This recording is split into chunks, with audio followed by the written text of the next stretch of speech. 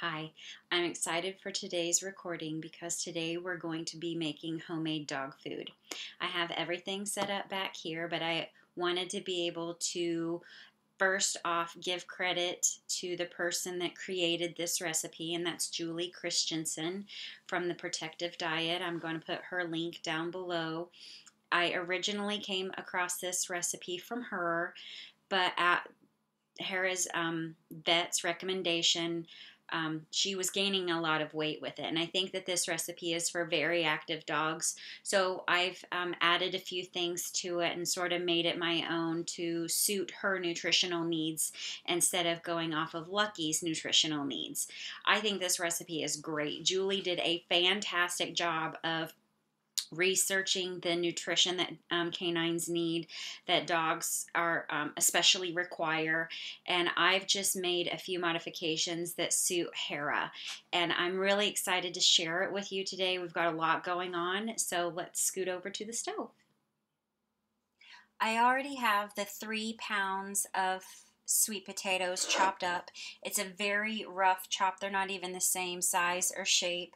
We're going to be putting it into an Instant Pot, so the shape doesn't really matter. It's not that big of a deal. Julie's original recipe calls for 8 cups of water. I only use 4, and you can see I have that measured here in my Blendtec. The other 4 cups are going to come from homemade bone broth, and these are my last 2 containers for Hera, so I will be doing a video on how to make homemade bone broth here soon.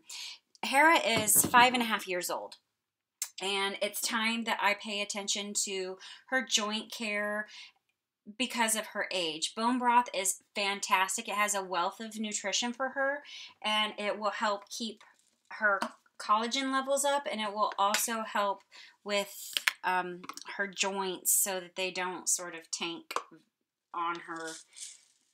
So the first ingredient after the sweet potatoes is going to be 1 cup of oats.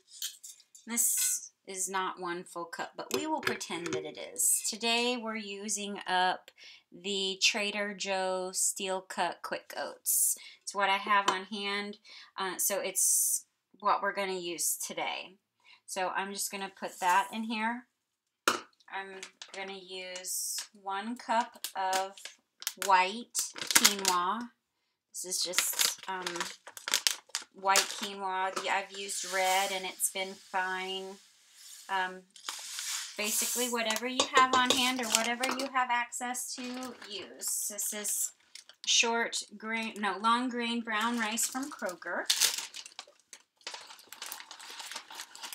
Julie made this really easy by pretty much everything is like 1 cup of this, 1 cup of that, or a half cup. So it's super easy to throw together. And again, here is an example of use what you have. This is a mix of green lentils and red lentils. So Hera will be getting a mix of red and green lentils today. And a half of a cup of flax seeds. You can use chia seeds or flax seeds, but I noticed with Hera, she had some GI upset with chia.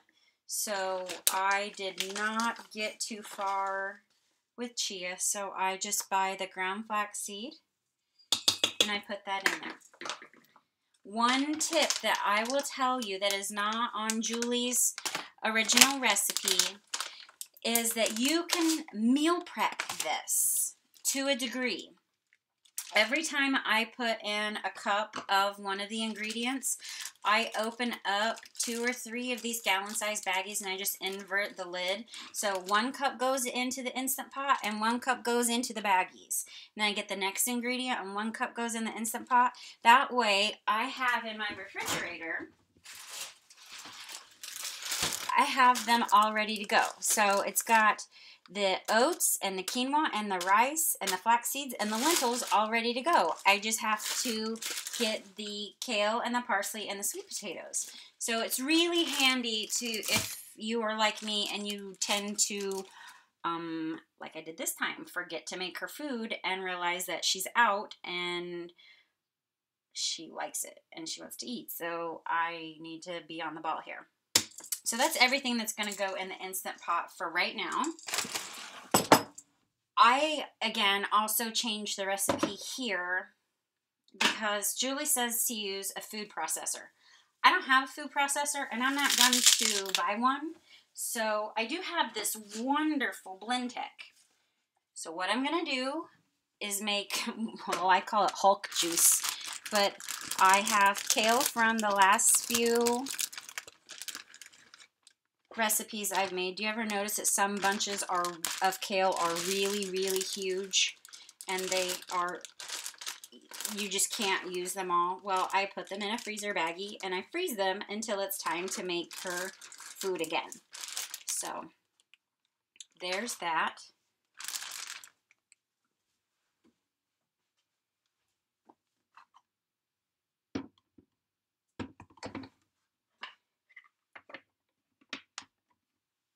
All I did was pulse the blender a few times. It blended up the kale and the parsley with 4 cups of water from the recipe, and as you can see, it chops it up really nice for me, and I don't have to get out, well, I don't have to buy a food processor. I just use what I have on hand, and it did a great job. Okay, I did a little cleaning up because I don't have a lot of counter space in my home. And what counter space I do have doesn't have very good lighting, so it was very, very dark, and I wanted you to be able to see what was going on. So here we have the Instant Pot liner where I have the 3 pounds of sweet potatoes, 1 cup of lentils. I have a mix of green and red, about equal parts, but it doesn't matter. You can use green or brown, red, whichever one you have on hand. 1 cup of brown rice, 1 cup of quinoa, 1 cup of old-fashioned oats or steel-cut oats, and 1/2 cup of ground flax seeds or chia seeds. So I'm going to put the liner in the Instant Pot. And if you recall, I had 4 cups of water in my Blendtec, and that's what I put the kale and the parsley in and blended it up to make this Hulk juice. So I'm going to plop it in here. As you can see, it's nice and chopped up. I am also going to add the bone broth. So this is 4 cups of bone broth.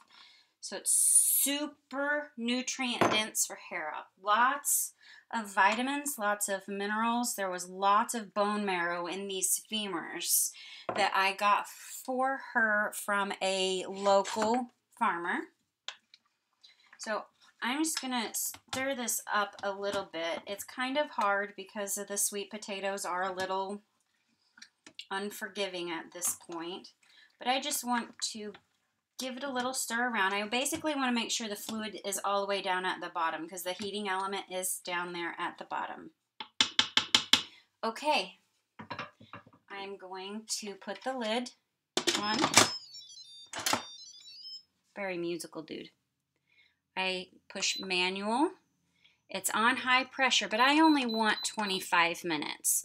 And I don't want it to keep warm. Oh, whoops. I don't want it to keep warm. Oh, so I push manual again. I'm sorry. So it's manual, high pressure, 25 minutes, and then manual again. Don't push keep warm or cancel. That's the cancel button too. I guess that's why it's red, so that you don't push it. So as the water heats up from the heating element at the bottom, where I made sure to get the fluid down there, the little, I don't even know what that's called. I call it a belly button, but I am entirely sure that that's not what it's called, or what it's supposed to be called.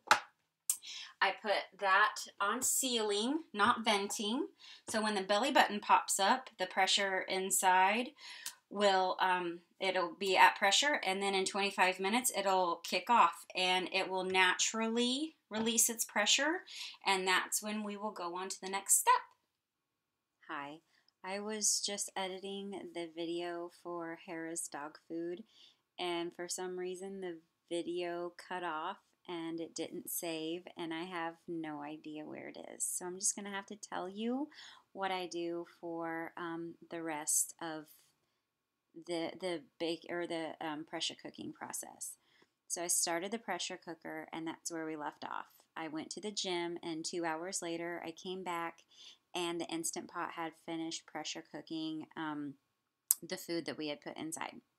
And it's a very hot liner, so you're going to want to be careful. When you take off the lid, it's a musical little dude, so he'll like sing at you. There will probably be steam, and so if you're going to pull the liner out, make sure that you get a towel to protect your hands, and then you lift it out and set it on another towel. That's sort of my safety precautions. You don't have to do it that way, but it's going to be hot. And in Julie's recipe, she recommends that you use a potato masher or a large spoon to stir up the contents of the Instant Pot to get it evenly distributed and sort of break things down a little bit more. But I prefer to use an electric mixer. It speeds up the process. Plus, I'm usually fresh from the gym, which I apologize for how I look. I was out of the frame before, so I didn't think that my post-gym face and hair would matter. But unfortunately, the video was lost, so I'm just doing the best I can right now. So please excuse me for how I look.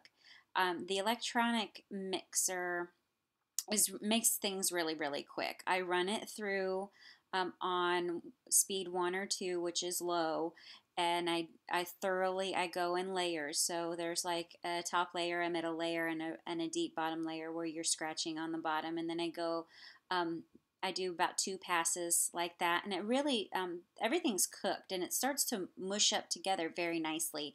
So then I kick it over into high gear, and again, watch out if you've used an electronic mixer. You know those things, once you get near the top rim, things can start flying out everywhere. So you really need to be careful. But plus, especially if the material inside is still hot, so watch yourself. But on high gear, I do the same thing. I make several passes, like a spiral down to the bottom, scratch along the bottom, spiral back up, and then I go back and forth and then up and down. And I just really want to make sure that things are well broken down and well incorporated.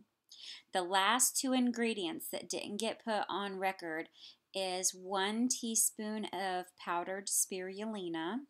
I give Hera the same kind of spirulina that I take, and I'll put a link to that down below, and 1/2 of a cup of nutritional yeast. Seeing as how everything in the Instant Pot is kind of gooed up together, the powdered ingredients that are on top, you're going to want to just take and sort of stab everything down and give a nice rough mix before you kick on your electric mixer. If you don't, it'll fly everywhere.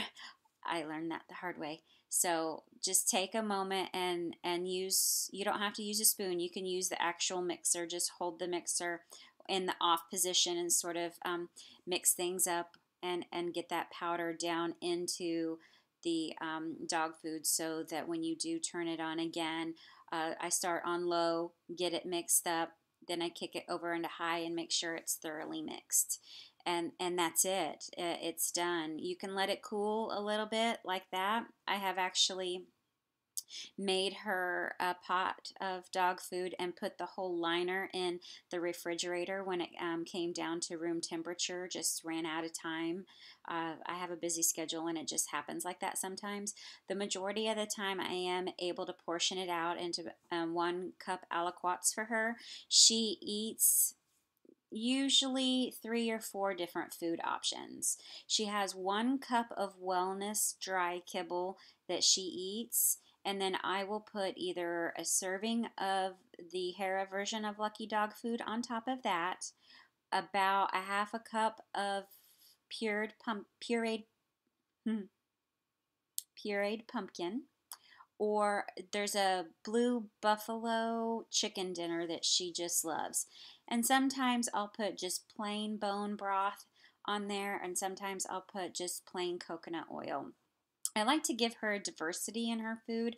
I don't even know if it matters. I don't know if she cares. I just know that she seems to really enjoy all the food selections that I make for her. I like the Lucky Dog food. Well, the Hera modified Lucky Dog food because it does have the bone broth in it. Bone broth, as I said before, is really high in protein. It's got a lot of collagen. It's high in fat. It's got a lot of vitamins and minerals. And with her age, I'm concerned with her joint health, and so bone broth is a big deal to me. I will be doing a bone broth video soon because I used my last 2 containers for this recipe. And this recipe also makes 14 1-cup servings. So this will get her through for a month. And she's a 65-pound pit bull, so she gets 1 cup of regular kibble and 1 serving of Lucky Dog food, either for breakfast or for dinner. So she'll get another 1 cup serving of kibble, and then either the pumpkin or the bone broth or coconut oil or the pureed pumpkin or the blue buffalo dog food. So she seems to really, really like it. I'm sad that the video was lost because she waited so patiently for me to open up the freezer, and I got it on video for you, but it disappeared. I even called my son and said, "What happened here?" He's a YouTuber, so he's trying to help me a little bit, even though he's extremely busy with his job. And he said, "Mom, sometimes that happens." So this is me, I guess, being understanding and realizing that I can't do anything about it, but I am just going to finish this out, get the information to you, and hopefully if you choose to give this recipe a try for your dog, that it works out really, really well. Hera does seem to like it. She likes it even better with the modifications, and the vet says that it's good stuff, especially with that bone broth added. So I hope you enjoyed it.